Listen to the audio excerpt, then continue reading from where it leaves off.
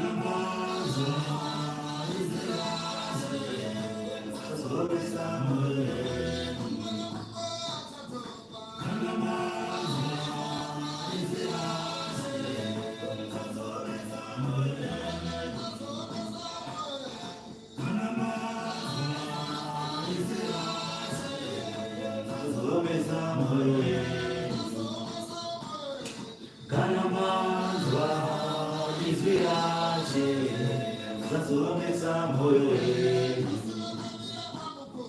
Kana manzwa izirasi zazomesa moyo wenyu. Kana manzwa izirasi zazomesa moyo wenyu. Kana manzwa izirasi zazomesa moyo wenyu. Kana manzwa izirasi zazomesa moyo wenyu. Kana manzwa izirasi zazomesa moyo wenyu. Kana manzwa izirasi zazomesa moyo wenyu. Haleluya, haleluya, haleluya, haleluya, haleluya. Amazangu Rugare, it's nice to be here. Zvakanaka kuva pano. Zvakanaka kuva pano. It's nice to be here. Unotaura sevanhu vakazadzwa nemweya waMwari. Kwete sevanhu vane nzara panyama. Sidaira sevanhu vane nzara pamweya. Vanhu vane nzara pamweya vanoonekwa nesimba pamweya. Vanoonekwa nekupindura zvine simba zvaMwari. Vanoonekwa nekubata basa raMwari zvine simba, zvine ungwaru, zvine uchenjeri. Haleluya, haleluya, haleluya. Tinokudza Mwari wemasimba ose atisanganidza zuva ranhasi, nyama nemweya zviri pamwe chete, ichikwadzisa hama dzose kumativi mana enyika kwamunova muri, ichikwadzisa vatungamiriri vari paJerusarema, vari kuPoland, vatungamiriri paJerusarema, vari kuCape Town, South Africa, vatungamiriri vari kuZimbabwe, vari kubata basa raMwari. Ndinokudza Ishe wamadzishe, Mambo wamadzimambo, ndichiti Mwari ngave nemi, Mwari ngakutungamirirei, Mwari ngakupe simba, Mwari ngakupe uchenjeri, kuti basa rake ribatwe zvine simba, basa rake ribatwe pasina kutya kana kudedera, asi vanhu ngatye Mwari nekudedera Mwari, kwete kutya vanhu nekudedera vanhu. Nyasha dzaMwari ngadzive pamusoro penyu kubva zvino nokusingaperi-peri. Amen.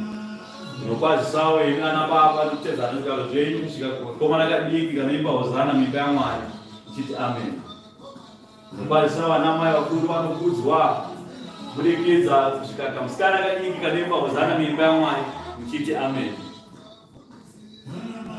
Hamba neshamwari dziri kumativi mana enyika vasanganidzana neshoko rino, ungange uchipfuura hako asi uchichengetwa pamwe pabhuku remeso nepaFacebook nepaYouTube, zviri kuwanikwa zviripo zveshoko raMwari, zvokukudzwa kwaMwari, zvokuti vanhu ngavasimbe, vanhu ngavatendeukire muna Mwari, vanhu ngavave vanhu vaMwari zvazvokwadi, kuti vanhu vaponeswe, kuti mutendeukire kuna Mwari.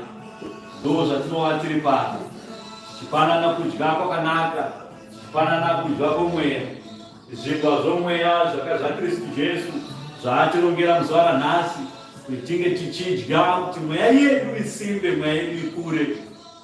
Ndizvo zvakaunganira pano. Kudya kwomweya kwakafanira.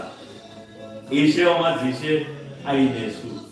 Ndinokudza iye wokumusoro-soro, Jehovha Mwari waIsraeri, iye une nyasha huru kwazvo, unotipa mumwe mukana wekunge tiri pano tichifema muzuva ranhasi, tichipiwa mumwe mukana wekuti titendeukire kwaari, timurumbidze, timukudze, timunamate. Jehovha Mwari waIsraeri ngaakudzwe kubva zvino nokusingaperi. Amen. Ndinokudza Ishe wamadzishe, Mambo wamadzimambo, Kristu Jesu, nekuda kweropa rake, nekuda kwenyasha dzake, tiri pano zuva ranhasi tichipanana shoko irori. Iye Kristu Jesu ndiye ari kuparidza, ndiye anoronga mashoko ekutaura nekuparidza munhu. Nekuda kwake tiri vapenyu, takapiwa upenyu husingaperi kuna Kristu Jesu. Amen.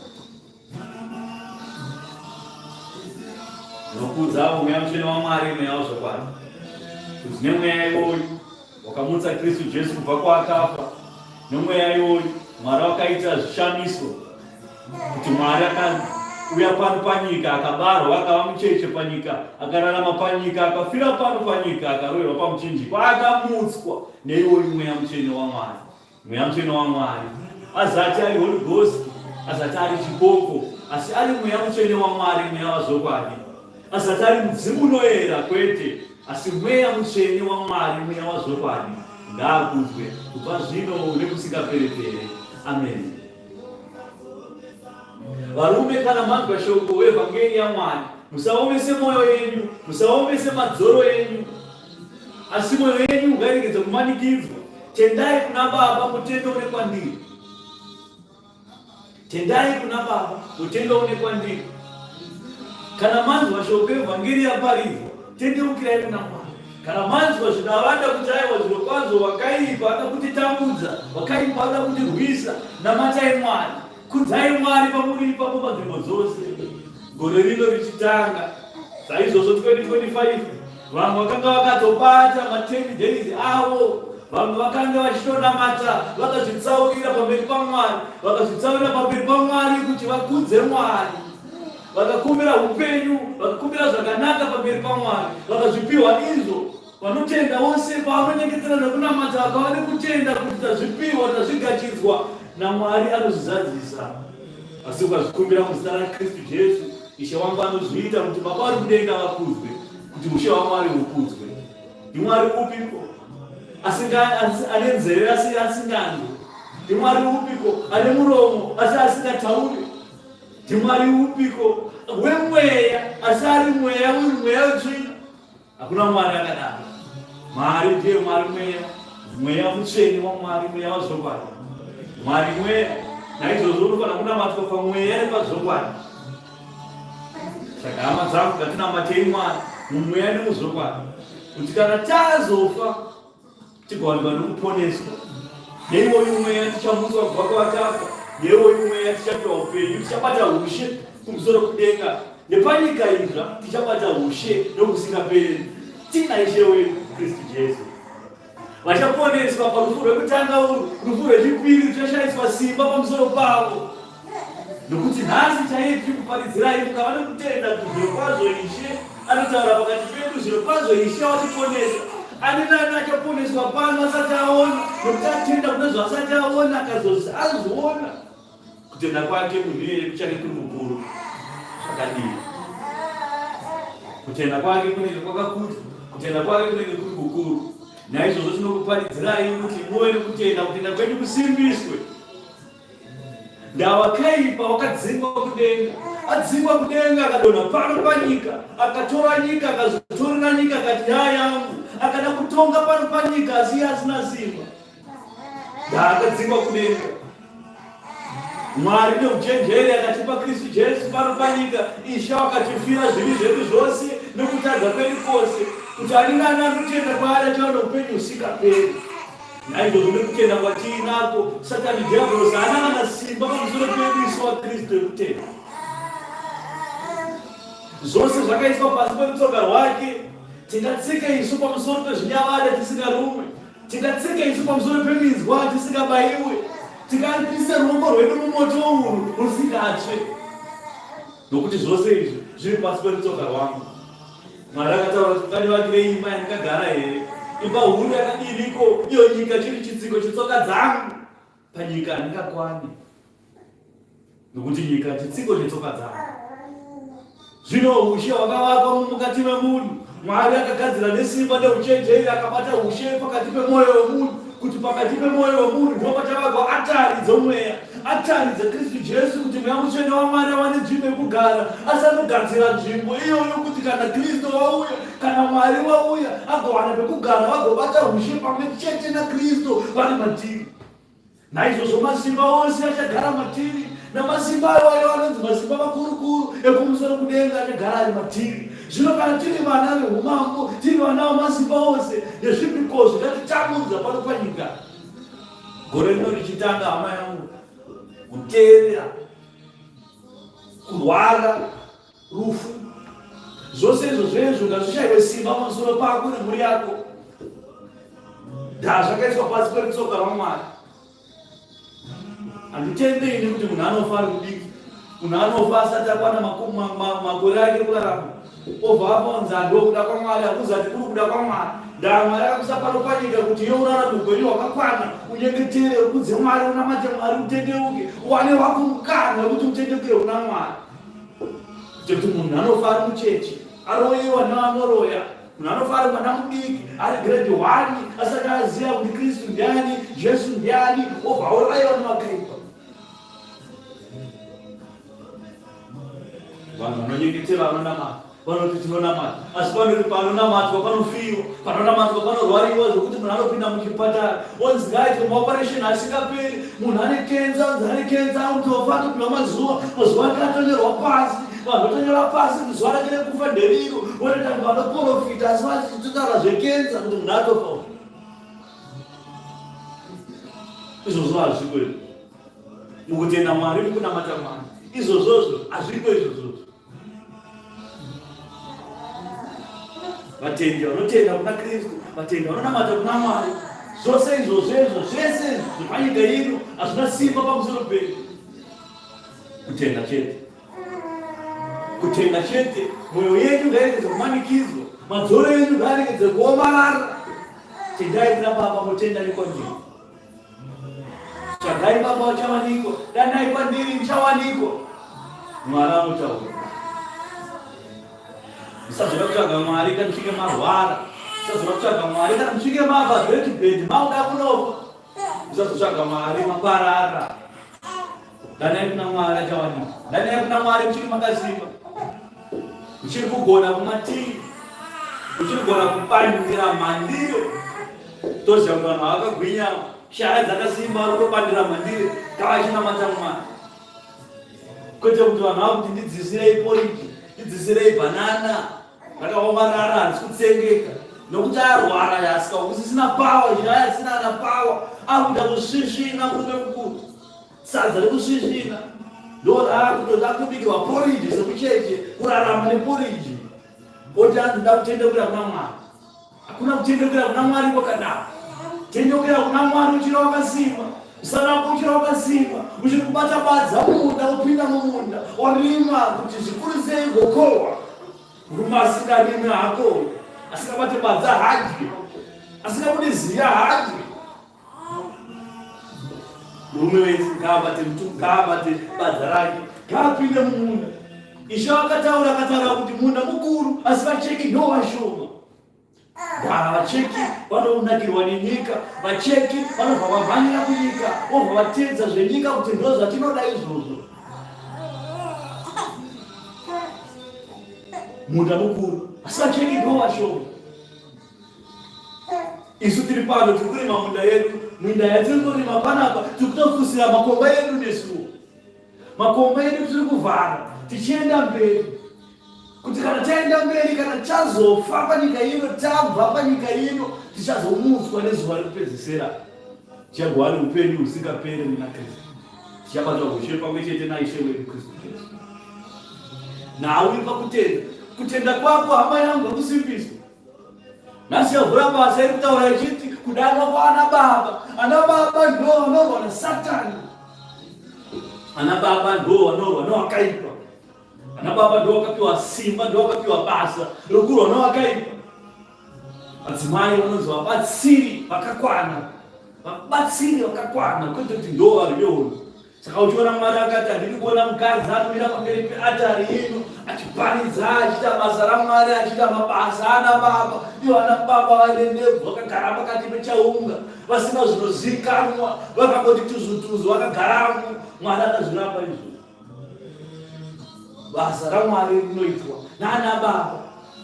Saka uchiona bhuku ichidutsira ichiti mwanakomana waZebhedhi wakazvarwa mwanakomana waAndreya, Andreya akazvarwa nemwanakomana wake baba waNhiki, zvichikwenda zvakadaro. Hapana kumbonzi mukadzi ngori baba mwanakomana waNhiki, baba mwanakomana waNhiki, vakabva kunyika yakati nemwanakomana waNhiki vakagara paJota. Vana mwanakomana waNhiki vakaenda vakagara naBharuki, vakandogara ikoko nevanakomana waNhiki. Vanakomana waNhiki vakabara mwanakomana waNhiki, vakabva vakaenda kumanga marudzi aJudha. Pekutaura zvavana vakomana, vanhu vasataurwa navasikana. Vana vakomana ndo vane basa. Saka tinotenda Mwari, ndichikudza Mwari wakatipa mwanakomana, kuti iye uyu mwanakomana ndiye achazobata basa. kana ndichinge ndazorora. Nhasi makuseni ano chai panani ndichinyengetera ndinamata anga achitorwira tsvimbo, andida kutobata tsvimbo kuti tsvimbo ndeyangu baba, ndipei ndifambe nebasa. Ndikati aiwa uchiri muchechi yekufamba nebasa, nguva yake yekufamba ichati yosvika. Naizvozvo vanakomana ndo vanofanira kubata basa. Kana uri baba, dzidzisa vana vako kuti vabate basa, vatye Mwari, vadzidze zvishoko evhangeri yaMwari kuti vagobata basa irori sekubata kwatinoriita. Hapana anoziva misi kana nguva nyika iyo paichaguma. Nyangwe vatumwe kudenga havazii, nyangwe Kristu chaiye havazii. Asi kana nguva isati yakwana, nguva isati yasvika, vana ngavabate basa, ngavauya vabate basa. Zvinotangira kwavari vadiki ava kuti basa raMwari ribatwe, zvinotangira kuvadiki. Varovedzerei pashoko, ngavarumbwe neshoko, shoko raMwari rikuwane pekugara. Kana ragara mavari vachakura shoko iroro rakavachengeta. Panoitwa zvakaipa shoko rinovadzora. Pavanorangana neshamwari vachitamba kuita zvakaipa, shoko raMwari rinovadzora riri mavari. Ndavakambounzwa nezvavo. Asi kana vasina kunzwa nezvavo ndo vanonowira, obva vapinda mumadrugs, owana vakuita mutoriro, owana vakuita matutu, ona vakuita nemakokaini chaiyo, madrugs evarungu, vachifungidzira kuti ndo kunzi wakapenga. Dzidzisai vana venyu vachiri vadiki. Zvino kana iwe baba usati wanzwa shoko, iwe baba usati watenda kushoko, iwe muna baba mutsipa wako wakaomarara, zoro rako rakaomarara, ungadzidzise mwana wako chii? Sazova baba vangapiwe mhosva pavana vavo kuti vakatadza kurovedzera vana vavo. Vaiva unoona vana vanoponda vanhu, vana vanoita madrugs, vanenge zvenge zvakabva kumba kuna baba, baba vanenge vakatadza basa.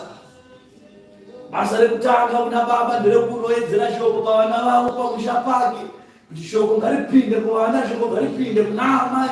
Amai kana vati hameni, mwana obva ati hameni, ipapo Mwari obva ati hameni, famba nebasa murume. Noti baba mufundisi, mwana anorova mbanje, anorova mbatutu.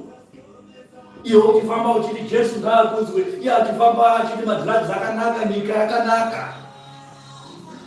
Shamhu chaiyo inodiwa. Regedzerai shamhu pakati pavana venyu. Baba usingarove mwana wavo havamudi. Baba anoda mwana wavo vanomuregedzera shamhu pano nepapo kuti agare achiziva kuti zvakati hazviitwe, zvakati hazvibatwe, pane zvinoyera nezvinotyisa zvokuti izvi hatiite. Madzibaba edu chaiwo haana kuita izvi. Kana bhaibheri manyorwa vanhu kuti madzibaba edu chaiwo haana kuti vaita zvakadai. Kuzogoita sei kuti tigoita isusu namaJudha namaSamaria tigowirirana? Madzibaba edu anobvira amboita izvi zvakadaro. Vakamakana maSamaria namaJudha kuti achidyidzane zvakabva kumadzibaba. Madzibaba akaudza vana vavo kuti hakuna chinhu zvakadaro.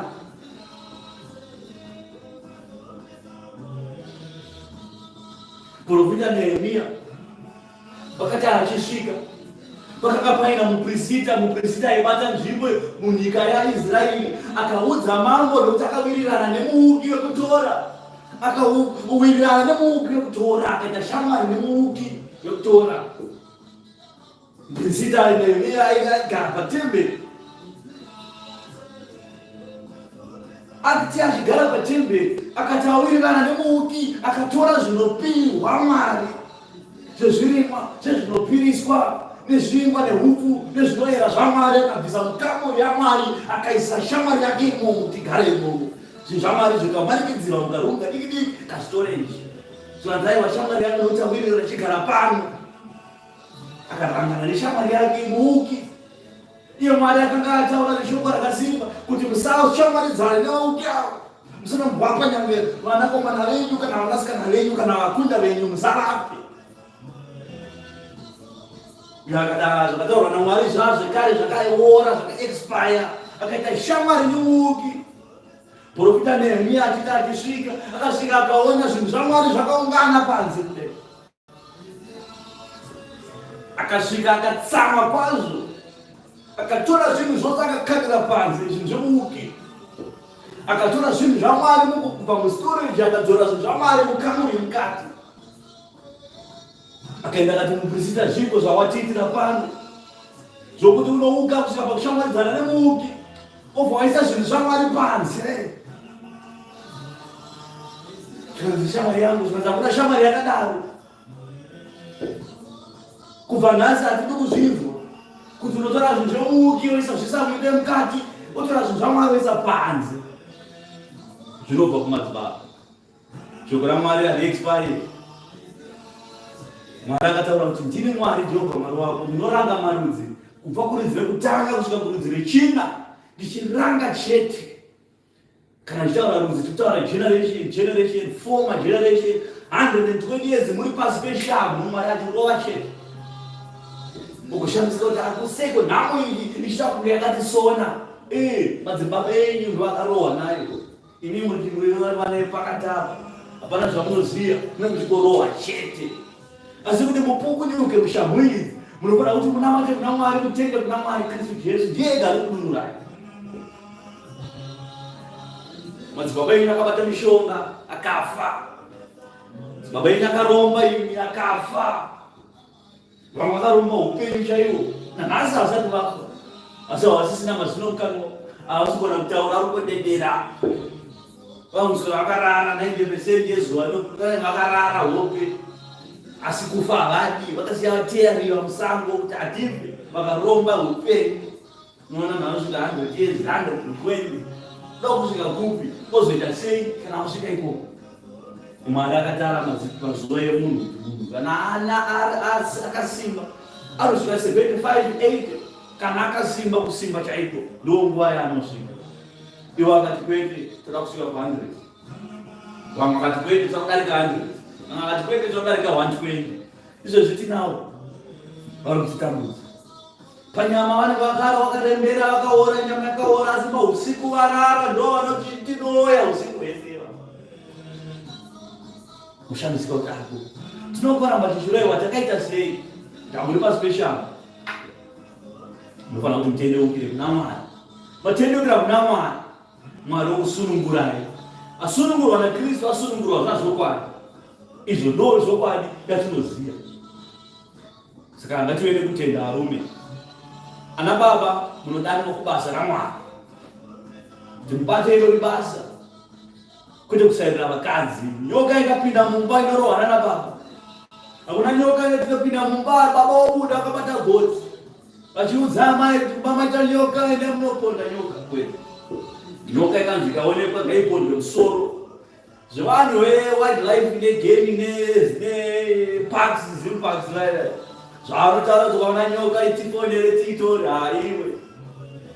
Shoko raMwari wedu rakataura kuti ukaona nyoka ngaitsikwe musoro.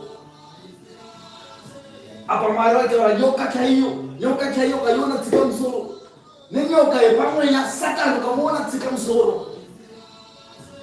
Hapana chimwe. Hauna kana negotiation nenyoka iwewe. Negotiation ipi? Unoziva here kuti ukaona kana shumba musango inokwanisa kutokutiza, yaona munhu inotiza. Imbwa chaiyo ikaona munhu inokwanisa kutanga yatiza. Asi nyoka ikatoona munhu inotanga kutoataka, inoda kumisa musoro kuti ngatikogorane pangu. Ndo chinhu chamunotaura kuti hanzi tifonere veparks, tifonere wildlife, vazotora zvinhu zvavo. Nyika iyi rwambira inenge yasunga musoro, so unombowana nguva yekubata foni. Weparks tiri pano. Saka muZimbabwe network yakadhakwa ipinde. Ikapinda uvanzi hold on. Nyoka iyi kukokora chete. Uri pa hold on iwewe. Eta nyoka yapera futi. Hai, nyika iyi. Taizvozvo chaizvo. Nyoka ikaonekwa ngaitsikwe musoro. Nyoka ikapinda mukereke ngaitsikwe musoro. Satani akapinda nekuko, tsika nekuko. Imana baba, ndo basa renyu. Kutsonda Satani diabolos ngatsonde nesimba. Zvino basa raMwari riri kurwiswa. Basa raMwari riri kurwiswa nevakaipa unorwisa basa raMwari kuti vanhu vasapone pani panyika. Anoda kuti nyika ine zvose zviri mairi nevanhu vari mairi vese vaende kunotsva. Ndaiye wakadzingwa kudenga, anoziva kuti iye wakunoparara. Naizvozvo zvaanoziva kuti wakunoparara, anoda kuti newewo ugonoparara naye. Asi Ishe akazviramba. Ishe akati aiwa ndoda kuti vanhu vapone, ndoda kuti ndipa vanhu mukana wekutendeuka. Zvatakapiwa mukana kuti titendeuke. takaita sei nawo? Uchabvunzwa mubvunzo iwewe kuti wakaita sei nawo mukana wandakakupa? Mukana wandakakupa wekuti utendeuka wakaita sei nawo? Wakatambisa mukana, wakatambisa mukana. Akudairira nzowa diki kuti wakatambisa mukana, wakapiwa mukana, wakatambisa mukana vanhu. Mubvunzo uchabvunzwa naMwari. Yavhura basa tinoitora kuna Ezekiel 2. Ngativhurei kuna Ezekiel 2. Aiwa, hazi Ezekiel asi ndimuprofita Ezekiel 2. Kudzai vanhu nezvigaro zvavo, kudzai vanhu nebasa ravo ravakapiwa naMwari. Pano ndiri mufundisi Chamboko ndiye akuparidza pano. Uyu ndimuprofita Ezekiel, akafamba basa huru raakatumwa naMwari, akafamba akapiwa mukana, akaita basa rake nemukana wakapiwa, akashandisa mukana pazvakanaka. Kwa iwewe mukana wako urikuita nini? Ukapiwa mukana iwe ukanoromba, ukapiwa mukana ukanowedzera vakadzi, iwe ukaita danga revakadzi kudai, ukazadza imba yako nevakadzi, ukatadza kuzadza imba yako neshoko yevhangeri yaMwari.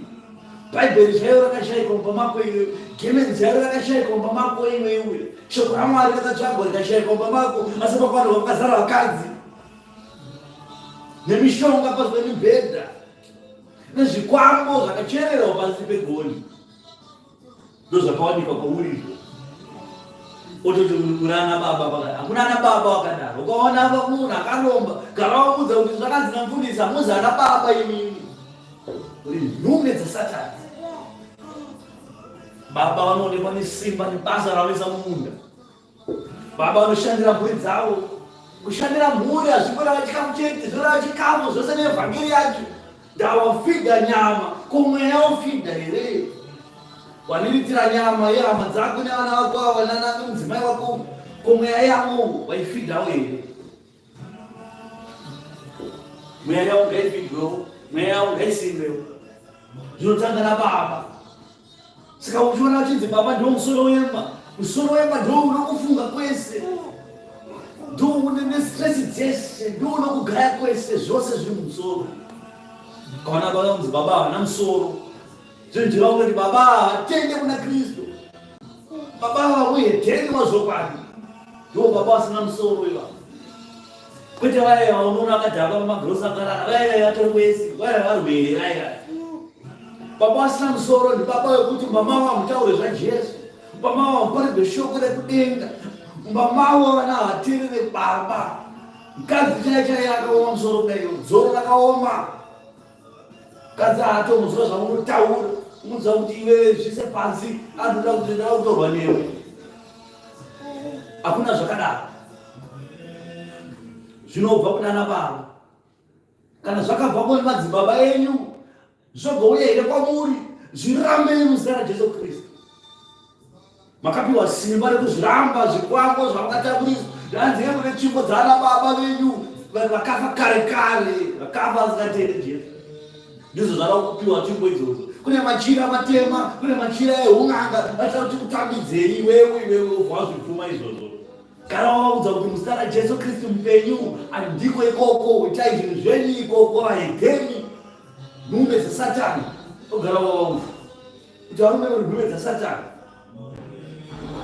vada kukutendesa iwo kumashavi nemadhimoni, asi iwo vanoramba kutenda kuna Kristu.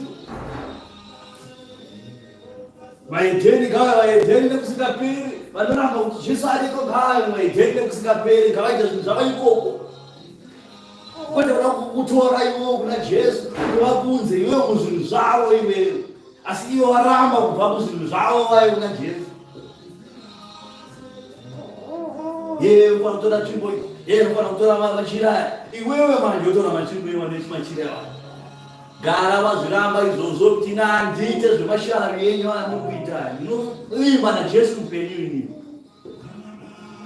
Shoko rako ngarive, hongu wako ngave hongu, kwete ngave kwete. Ndozvinoita ana baba izvi. Ana baba munodani mwakuti murambe zvenyika ino, zvinozviramba zvese ngatite izvozvo. Ubva watotaura kuti kana ana madzibaba edu aizviita zvaperera pano, kana ndiri nemukomana mumwe chete asara, ndiri ndikuzviramba kuti handisi kuita izvo. ukazviramba unopenga, ukazviramba unozodini, obva waudza kutoti ndiwe inazoti zvipise vakatarisa ndore ndikapenga. Ana baba ivana na baba wakasimba, bana vana baba vanotenda. Kwenda vanongoidzwa sezvese unobika doro, usina makubika doro wakupiwa machira wadhakwa ikoko. Paizwa nedoro zokuwarowa nemasese, obva na 7 days ofanzi machira akaya akasora baba wako chimbo kaiyobva waitora nekudhaka nekudzungaira, obva waenda nayo kumba watonazvo. Zvatapukira kubva kumadzibaba zvauya kwauri, chambosara njoti iwozo zvipaka chete kako akadika. Mwari akaropafadza akakupa mwanakomana kuti umudzidzise shoko evhangeri, kuti atendeuke, apiwewo mwake mukana kuti atendeuke. Iwo wakunomba zvimachira, machira auindaomba makwezo zvezvi chaenda kumwana wako. Ndazviramba chidaro saiko ichikotenderera, chibva kumadzibaba zvoenda kuwana, chibva kumadzibaba zvoenda kuwana, madzibaba wakana, madzibaba kuwana. Kristu akazviramba izvozvo akati aiwa pe ngazvinofira vana dangure saiko yeupenzi, kuti ani nani atenda kwandira chava mupenyu usingaperi. Ishe akazviita izvo. Zvinoprofita Ezekieri pa 2 kudanwa kwaEzekieri. Zvino akati kwandiri, mwanakomana womunhu, mira namakumbo ako, ini nditaure newe. Zvino pano ndinoti, iwe mwanakomana womunhu, iwe ari kuzwa shoko evhangeri panapa, iwe baba, mira netsoka dzako unzwe shoko randinotaura newe pano. Zvino wakati achitaura neni, mweya ndokupinda mandiri, akandimisa namakumbo angu, ndikanzwa wakanga achitaura neni. Ndimwari akutaura, teerera kana Mwari achinge achitaura kwauri. Iye akati kwandiri, mwanakomana womunhu, ndinokutumira kuvana vaIsraeri, kumarudzi anomukira simba. Akandimukira simba ini Jehovha Mwari wako, iwo namadzibaba avo wakandimukira, wakandidarikira kwazvo kusvikira zuva ranhasi. Sumuka iwe baba. Pano ndinotaura nababa vanobata basa iri, ndinotaura nababa vepaJerusarema, ndinotaura nababa vari kumamwe makereke aMwari, kuti sumukai pamuri ipapo, paridzai shoko evhangeri muende kumarudzi ayo akatadzira Mwari, akaramba Mwari, akamukira Mwari nesimba. Muwaparidzire zvazvokwadi kuti aiwa zvanzi naMwari wangu, sumukai pamuri ipapo, musaneta mweya yenyu. Mwoyo yenyu ukaregedze kumanikidzwa. Tendai kuna baba, mutenda nekwandiri, kwete kwandiri, Kristu Jesu. Kune marudzi akamukira Mwari. Vana vane zviso zvinokunyara nemwoyo mikukutu, zviso zvavo hazvinyare, mwoyo yavo mikukutu yakaomarara haitende. Ikoko ndikwamukutumwa kunzi dai ikoko vanotaura rurimi rwaamai asi vasina kutenda, soro yavo yakaoma, mwoyo yavo yakaomesesa. Ndo vanhu vomunyika. Uye kuti kwavari zvanzi naShe Jehovha. Zvino ivo kana vachida kunzwa, kana vasingadi kunzwa, nokuti ivo imba inondimukira simba, vachaziva kuti muprofita wangu aripo pakati pavo. Asi iwe mwanakomana womunhu, usavatya ivo, usatya mashoko avo, kunyange uri pakati porukadzo neminzwa, ugere pakati pezvinyavada, usatya mashoko avo, usavhunduswa nezviso zvavo, nekuti iwe imba inomukira simba. Varume, musatyiswa nana Ginasio, nana Pio, nana Dhamreta, musatyiswa nana mudzimu inoera, musatyiswa nana Satani Diablos vanokanda hakata pasi nefodya nemute, musatyiswa nevanoti tinoronesa ana Kavera nana madzisekuru akawanda kunyika kenyu kadikidiki. Musatyiswa na Satani Diablos hama shamari. Hapana anokutyisai. Jehovha Mwari ndo zvaari kutaura panapa kuti hapana anokutyisai, musatyiswa nyangwe nezvipi. Vaudzei nezvaJesu atendeuke, nyangwe vachida kunzwa, nyangwe vasikade kunzwa, nokuti ndo vakapanikira Mwari pakutanga. Vakamukira Mwari, vakaita zvakaipa pamberi paMwari. Zvino Mwari ari kuti vaudzei kuti kuna Kristu Jesu ane simba kuvadarika ivo. Ishe wangu ane simba risingaperi. Haifundisi. Kenza chaiyo haina simba. Kenza. Kana chichiti isusu wakakunda rufu. Tinenge tichiti chikudini. Rufu akananga na simba pamusoro pedu. Rufu akakundwa na Ishe wedu. Ishe wedu akakunda zvose. Musatyiswa nyangwe narufu. Ndozvinotaura Ishe. Mbavha namatsotsi namakororo, piyo nadhamureta naginadziro, midzimu inoyera, zvose izvozvo musatyiswa nyangwe nezvipi. Ishe vakakunda nyika nezvose zviri mairi, akagadzwa ushe kudenga napanyika yose, zvose izvi zviri paruoko rwake. So Mwari akati haufe nhasi, wawedzerwa mamwe 50, unotorarama 50 haufe. Nyangwe Satani akaita sei haufe, ataura Mwari, ataura. Mambo kana vataura zvinhu zvinotoitwa, zvatemwa nekudenga zvatemwa. Saka Mwari akati mwaropafadzwa zvazvokwadi. Mwari akati wasunungurwa zvazvokwadi. Anorwara nekenza akanzi wapona zvazvokwadi. Wakafa chaiye akafa chaiye anonzi muka ufambe ubikire sadza nebvara. Munhu anotomuka zvazvokwadi. Upenyu hunodzokera mumunhu. Ziyai wamunonamata kuti ane simba rakaita sei. Ziyai wamunonamata kuti ari palevho ipi.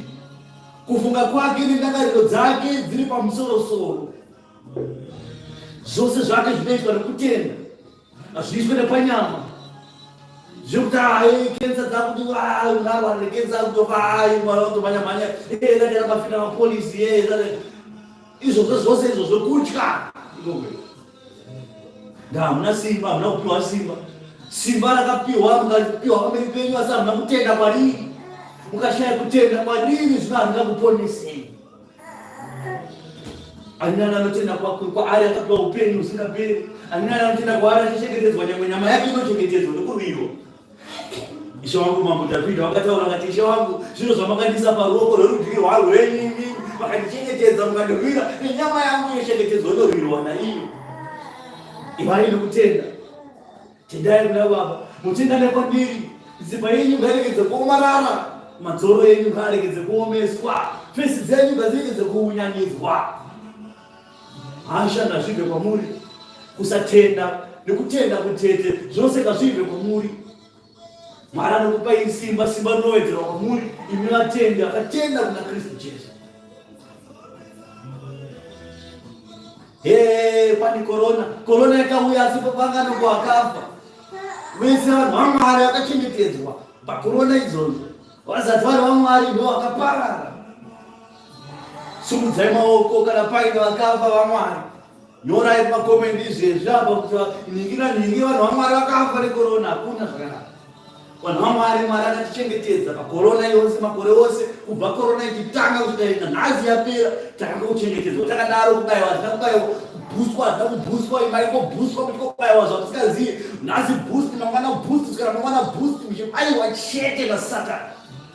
Satani handiko kubaya yaita zvavanoda nemi. Ndakutenda kwenyu kwakanga kuri kutete. Zvino Mwari ari kuuya kwamuri, ari kukuudzai hama dzangu kuti aiwa ivai nekutenda kwazvokwadi. Vapostori haadi kunorapwa, kurapwa hatidi kurapwa nokuti Mwari unotiponesa. Asi pane pano panoda mapiritsi pekuti apa rudo musoro watema, pihwawo zvemadiscipline mumwawo. Haurambizwe izvozvo. Dambudziko raonekwa kuti mwiri wako una ayoni, idya inawo mapiritsi ayoni, wane ayoni, una ayoni. Tikaite munamato ayoni panapa. Tamisa munamato, chita munamato ayoni. Enda unomwa mapiritsi ayoni. Wane zvirwere zvakapera, zvirwere chaizvo nyika zvakapera. Mapirizi acho apo izvezvi ina unomwa mapirizi ozoya kuna matarasi amwa mapirizi ako kude kuda kuregedza mapirizi utifire panapa kwete. Shoko raMwari hada kudaro. Chirwere chinopera hongu chinopera, asi kutenda kwacho kunako here kuchipere iwewe. Kana usakaone kutenda kunosvika ipapo chibonomwa mapirizi momira ngatifire panapa apo ndotopfuura napedza.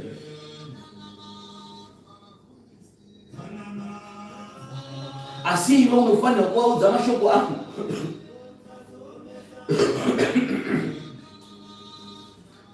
kana uchida kunzwa kana vasingadi, nokuti vanondimukira nesimba kwazvo.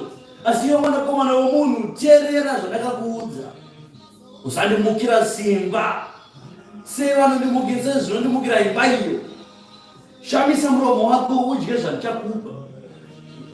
Imi varume vanoti vanonamata Mwari, musavhunduka, musatya, musapandukira Mwari. Kupandukira Mwari kuita sei? Kupandukira Mwari kudzokera kunyika, kuita senyika. Kupandukira Mwari kutora mukadzi pamusoro pemwe mukadzi wawakapiwa, wakazvitsvagira ukazvitorera iwewe. Kupandukira Mwari kuprofita heresi, kuprofita zvemusango, kudhaya chibhorani muprofita. Kupandukira Mwari ikoko. Kupandukira Mwari kunyenga vakadzi veketi, vakadzi abi yako wanyenga iwewe. Kupandukira Mwari ikoko. Kupandukira Mwari ime ana mai kuita makuhwa mchechi mchitaura kamuromo kasikavharwe kasikagarwe reduzi makuhwa kuchonjana. Kupandukira Mwari ikoko. Kuchiva chaiko vanachi paridza shoko evhangeri, mufundisi akabata tsvimbo yake akafikwa negemezi rake makutochiva mufundisi pano. Kupandukira Mwari ikoko. Kuba mabasa mabasa apera vanhu vachikopa chete. Kupandukira Mwari ikoko. Siyai mabasa ezvakaipa nemarudzi azvo zvose, ipapo muchanzi vanhu vaMwari zvazvokwadi. Zvino Mwari ane zvaada kuti akupei mani. Mwari ada kukupai shoko evhangeri yake kuti kana muchinge marurama pamberi pake, mukarurama chete pamberi paMwari, Mwari achaisa mashoko ake mumukanwa menyu, muchadya mukanwa menyu achakapera seuchi, asi mudumbu menyu acharwadza semishonga. Izvozvi kana ishoko rakaparidza izvezvi, pipi yako yashuta, izvozvi musoro wako wazvimba, wotoziva kuti uri kutodya uchi, uri kuvava mudumbu. Mushonga wemudumbu unotapira pamukanwa, asi mudumbu unonovava. Ndozvinoita shoko irori. Mwari ada chakuchida kukupai manje shoko irori kuti mugare naro imi mudye. Mwari anoti imi ana baba tenderai. Zvino ndakati ndichitarira ndikaona ruoko rwakatambanudzirwa kwandiri. Tarira, bhumbe yakapetwa yakanga irimo, akaipetenura pamberi pangu. Yakanga yakanyorwa mukati nekunze, makanga makanyorwa mariro, makanga makanyorwa kuchema, makanga makanyorwa nhamo. Ndo bhuku yamunopiwa naMwariyo. Mwari anokudyisa ibhuku iyo zvayabhetererwa pamberi penyu kuti muidye. Bhuku iyo ndeyechii? Ndeyemariro. Bhuku yakanyorwa kuchema, bhuku yakanyorwa nhamo. Hapana rugaravo, hapana rugarira, hapana rugaravo. Ndiyo bhuku yamunofanira kuparidzira marudzi. Ndiyo bhuku yamunofanira kuparidzira makereke dzenyu kwamuri iko. Ndiyo bhuku yamunofanira kuparidzira hama dzenyu. Ndiyo bhuku yamunofanira kuparidzira mhuri yako pakutanga. Mwanakomana wako ngaparidzire bhuku iyi. Mwanakomana wangu, ndakadyiswa bhuku yakapetwa naMwari, ikabhetenurwa pamberi paMwari, ikabhetenurwa ndikaidya, yakanga yakanyorwa kunze nekumashure. Bhuku yakanga yakanyorwa mariro, bhuku yakanga yakanyorwa kuchema, bhuku yakanga yakanyorwa nhamo. Zvichigoreveiko? Mariro zvichireva kufa kwavanhu nekufa kwaKristu Jesu pamuchinjikwa. Kuti Ishe paakauya pano panyika pakachemwa, Ishe akaenda kunyika vanhu vakasara vachichemwa. Nhasi hamusi kuchema here? Nyika inokurwisai, nyika inokutambudzai, vasati vatenda, vasati vatende kwavari pakuchema. vasati vatenda kuna Kristu izvezvi vari pakubowa nenhamo, nhamo yakavagara pamba izvezvi. Nevanhu vaMwari chaivo vanotonamata Mwari, vanotonamata Mwari izvezvi vari kutochema izvezvi, vari nhamo izvezvi.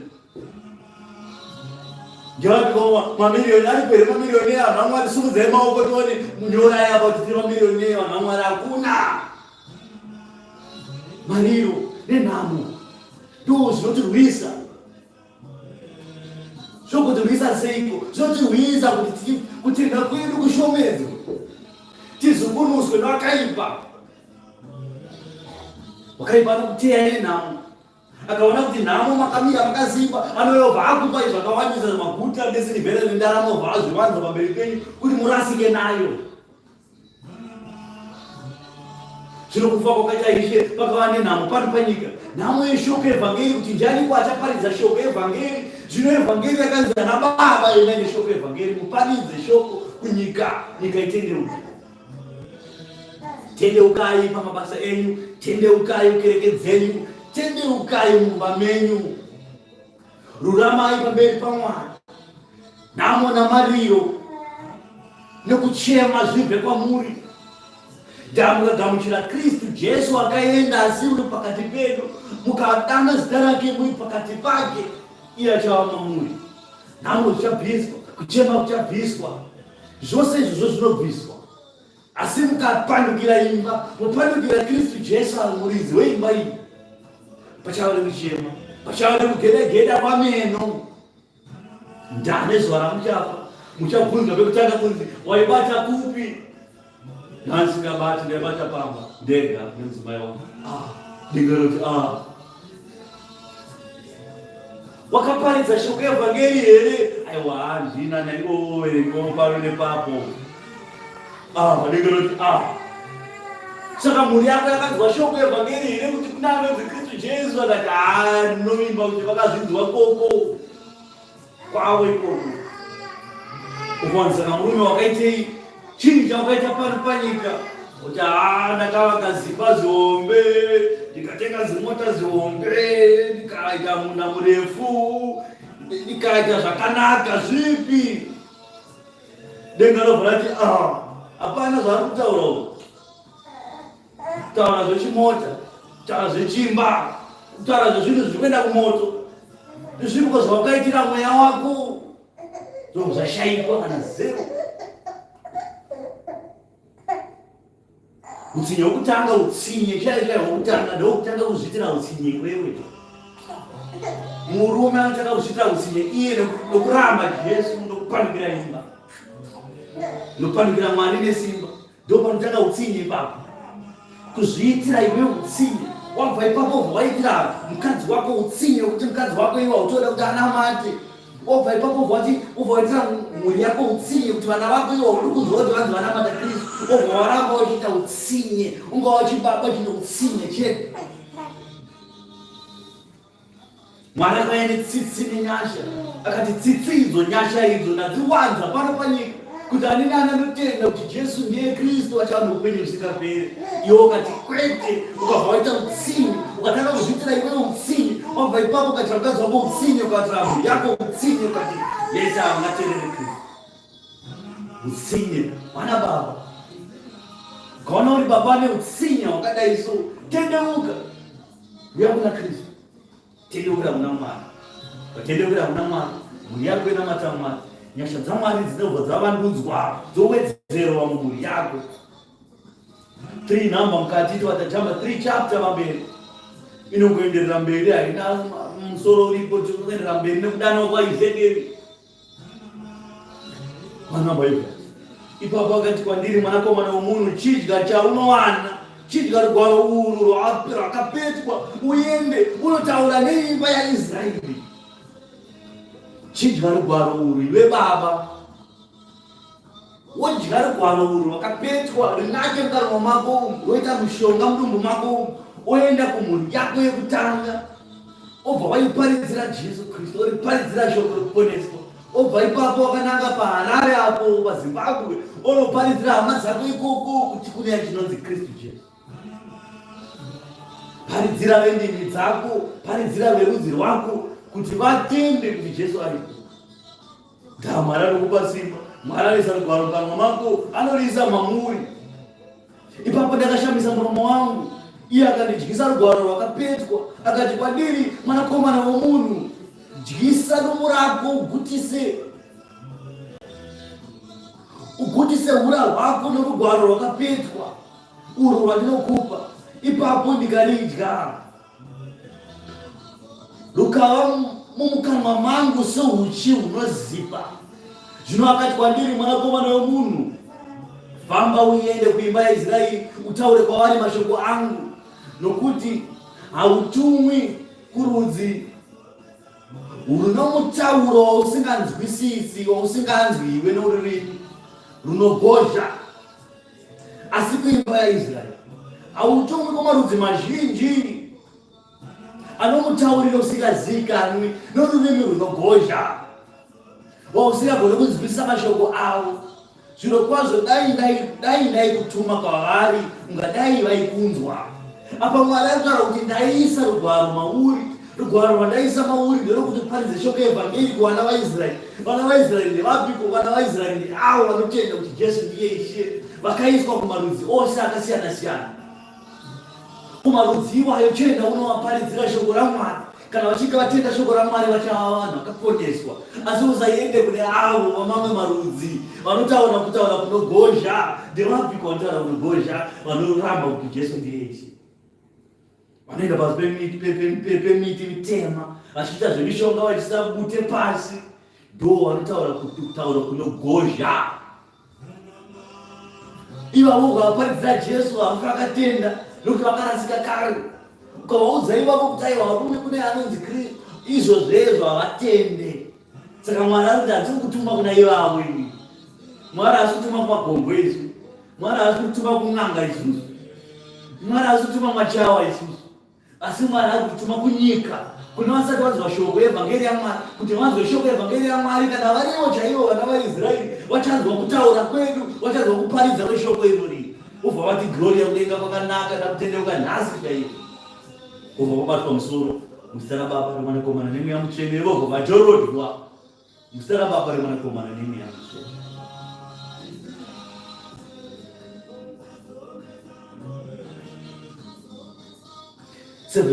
Asi imba yaIsraeri icharamba kukunzwa, nokuti havadi kundinzwa inini, nokuti imba yose yaIsraeri vane huma dzakaoma nemwoyo mikukutu. Pano pakutaurwa hama dzako dzezi kubva mumadzibaba ako akaramba Jesu aya, hama dzako dziri munyika izvezvi dzingori bhizi, hatiri kubasa, hatikwanisi kunamata, tiri kubasa, vachimhanzana nezirwere nendarama, achichabuda hapana. Hanzi naMwari ivavo hama dzaidzo dzese dzakaoma mutsipa, dzakaomesa musoro, madzoro avo akaoma, vakaramba kutenda. Nyangwe shoko ndakaisa kwavari, ndikaisa shoko kwavari, ndada kuti vatendeuke vanhu ava, asi vakaramba zvakadaro. Vakatendeuka kuti havanofanira kuponeswa vanhu ava. Mwari akati aiwa havanofanira kuponeswa vanhu ava, paridzirei shoko. Tikavaparidzira shoko vakaramba, asi vanofanira kuponeswa.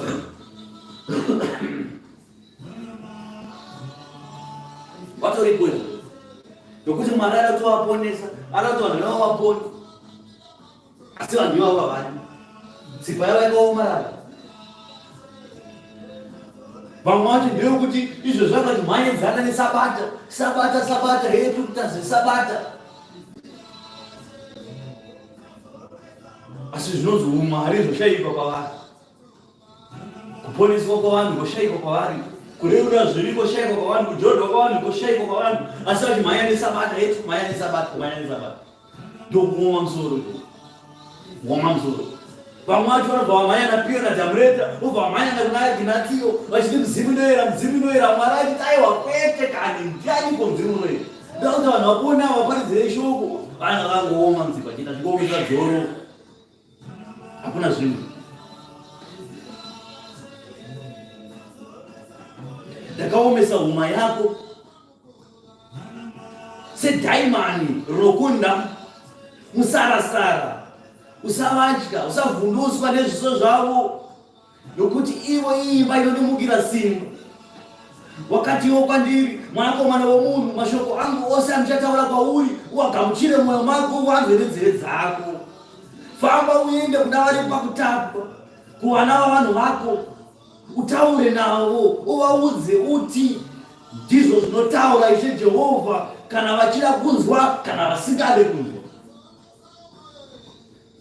Enda ikoko kunana Pio nana Ginazio uvaudze kuti varume, hakuna chinonzi Pio, hakuna chinonzi Tameta, hakuna chinonzi Ginazio, hakuna chinonzi mudzimu noera, hakuna zvese izvozvo. Enda ikoko obva wavaudza kuti ndo zvinotaura Ishe Jehovha Mwari wavo. Zina Mwari musatye. Iwo masavata vaudzei chokwadi masavata kuti kune kurourirwa, kurourura kwezvivi. Vanhu potai fambai muchireurana zvivi zvenyu. Munonamata seiko musina kureurura? Reururai zvivi zvenyu zuva nezuva kuti Mwari akuregerei pakutadza kwenyu. Muchiende mwoyo yenyu mururame pamberi paMwari, mochizotanga kunamata zvenyu. Kurukwa musoro chaiko. Vanhu chechi yese akarukwa musoro wakakura kudai so nekurukwa, wakarukwa zvimadredzi. Mwari achiti handidi kunamkadzana urukwa musarukwe musoro. Mwari ada kuti vanhu ava vaponeswe, asi vanhu vachakoma musoro aya kwete, takurukwa chete. Tete nekurukwa ayo vatorukwa chete. Musapfeke nguo dzavarume, unowana akapombera ari muchechi achijamba kudenga vachiparidza kuchayo kuti zvingo zvamuri kutiitira nhai pano. Mwari anoti vanhu havaponi. Tovaudza chokwadi, musazotya kuvaudza chokwadi. Vakawanda vakatadza kuudza chokwadi. Unoona chechi inotanga riposto, ona vapakurukwa musoro, vabva kurukwa musoro votanga kutodora, vapedza kutodora ipapo vasatoti hapasisina chechi pano. Vachiri mapostori anoti yaPentecost. Yautarile muPentecost. Havadi kunamata Mwari, havadi kuzvininipisa, havadi kuzvidzora. Hamene kuti akakudzai vakadzi kuti kurukwa musoro ndo zvakanaka pamberi paMwari ndiani? Unoona akarukwa musoro akakwegwera. Unoona akaita zviwirwa, bvudzi remunhu akafa akapfeka zvamufi. Obva wapfeka hembe yemberi yomufi, wapfeka bvudzi remufi. Obva wasanzwara dzefeki dzisingazivikanwe futi. Obva watowaya pamberi paMwari zonamata Mwari. Mwari anotara kuti chigure chipiko ichi chakapfekera noti chigure chinopfekera. Chigure chipiko chakamira pamberi pangu. Tikunamata Mwari. Zvino Mwari ari kukuudzai kutenderukai hama dzangu, izvozvo zvakusi kuriko kunamata ikoko. Reurai zvinhu zvenyu imi masavata, imi maPentecost. Pentecost ikoko Mwari akati hakuna Mwari, handiko ikoko. Kuperera society ndo kwavanongoenda kumunofirako ikoko. Hakureurirwe zvivi, ngori nyaya dzemari, healing, what, take it, I receive. Kutenda hakuna kutenda, kuponeswa kwavanhu hakuna kuponeswa. Namona matambudziko muchiri nawo, magaya zvakaenda nawo kuIsraeri muchingone nhamo chete. Mwari akati vanhu ivavo vaponeswe. Nyika iyo iyi, vana ivava nevana vavo vada kuti Mwari akati vaponeswe. Kavapadziro shoko razvo kwavo. Ipapo mweya wakandisimudza, ndikanzwa shure kwangu mubvumo wokuunga kukuru zvichiti, kubwinya kwaJehovha ngakurumbidzwe panzvimbo yake. Ndikanzwa mubvumo wamapapiro wezvipenyu achigunzvana nemubvumo wamakumbo engoro nekumativi avo, uri pamubvumo wokuunga kukuru. Ipapo mweya wakandisimudza ndokundibvisapo, ndikaenda ndine shungu kwazvo. Mweya wangu wakatsamwa, ruoko rwaJehovha rwakanga ruri pamusoro pangu nesimba. Zvino ndakasvika kuna vaiva pakutapwa paTel Aviv, vakanga vagere parwizi rweKebhari. Ipapo pavakanga vakagarawo newe ipapo, ini ndikagarapo. Pakati pavo mazuva ana manomwe, ndichishayiwa mashoko kuti nditaure. Murume anga akutya. Mwari akakamutuma. Mwari amutuma kuti anotaura kune vakaipa. Akagarisa pakati pavakaipa ipapo, akagara ipapo chivaudza chokwadi. Ipapo akagara mazuva manomwe achitya, achitadza kutaura kuti ndoitanga papi, ndoitangira sei nyaya iyi. Izvo zvakawanda izvo zvakuchaya kuti kusabata kuSDA tovaudza sei. Vakandire audio ine vachainzwa. Katai video ino ipadikidiki ipapo mavakandira ikoko, kana mavakandira kuna Zigo, zvobva kuna Zigo zvichienda ikoko. maidzana nesabata vasipazvi vachadza kureura zvizva musoro yakarukwa vakadzi vachiparidza mutemberi yaMwari. Izvo zvezvo pamberi paMwari hazvipo izvo zvezvo kutadzira Mwari ikokwe ndiko kunonzi kupandukira Mwari nesimba. Piyo ginasiye damleta ye mdzimu noye kupandukira Mwari ikoko nesimba. Ibvai pazvinhu izvozvo. Ushe hwakudenga hwakamirira ini. Mwari akatoti mutendeuke mubve pakutadzira Mwari kwamuri kuita ikoko. Ndinovhara naRuka ndikada kutora nguva zhinji ane nzeve dzokunzwa nganzwe zvinoreva mweya pakereke. Manzwa here zvinoreva mweya pakereke? Aimaifundi unoti kudii mweya pakereke? Ibvai pakutadzira Mwari, ibvai pakumbukira Mwari nesimba. Imi ana baba apiwa isimba, imi ana baba torai simba ira makapiwa. Kurai pamweya, kurai pashoko evhangeri. Mwari akupai bhuku iyo kwaiisa yakabhedherurwa pamberi penyu izvezvi, yakanyorwa kunze nemukati, ichanaka sehuchi mukanwa menyu. Enda nayo kuvaHebheru, paridzirei shoko rekutenda, paridzirei shoko raKristu Jesu. Ngave norugare pavaripa. Wese anoramba Kristu, wese anoramba kutenda kuna Jesu Kristu, munhu iyeye anzoni kuchange kwakanyorwa nhamo, matambudziko nekuchema nekugeda pamweni. Hakuna zvinhu ikoko, hakuna rugare. Rugare riri kuno kuchechi kuno kune rugare kuno.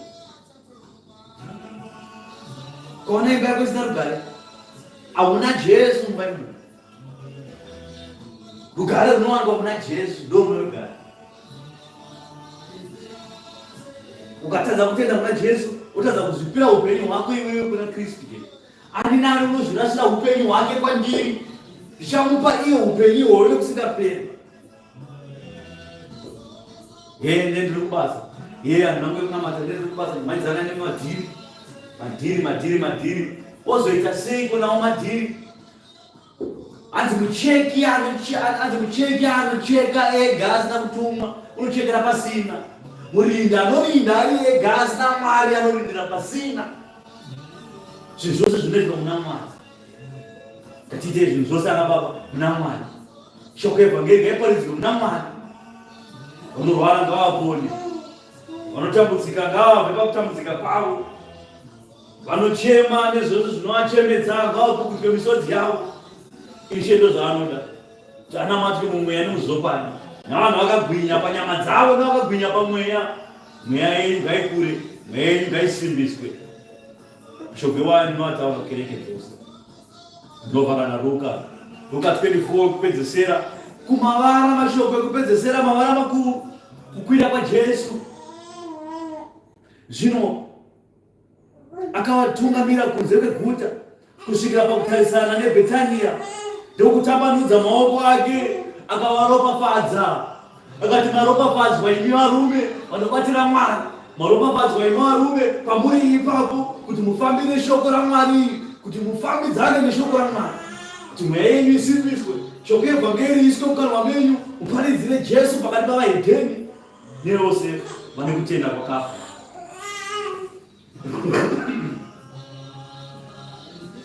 Vaudze kumasoro vakarasika kwavo, vaudze kuSSDA vakarasika kwavo, vaudze kuPentekosti kurasika kwavo, kuti vanhu ivavo vanoda kuponeswa.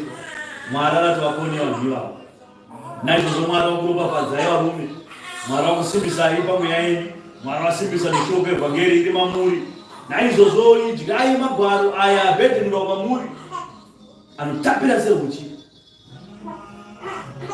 Ipapo wakati achavaropafadza, akaparadzana navo, akakwidza kuenda kudenga. Ipapo vakamunamata, vakadzokera Jerusarema vaine mufaro mukuru,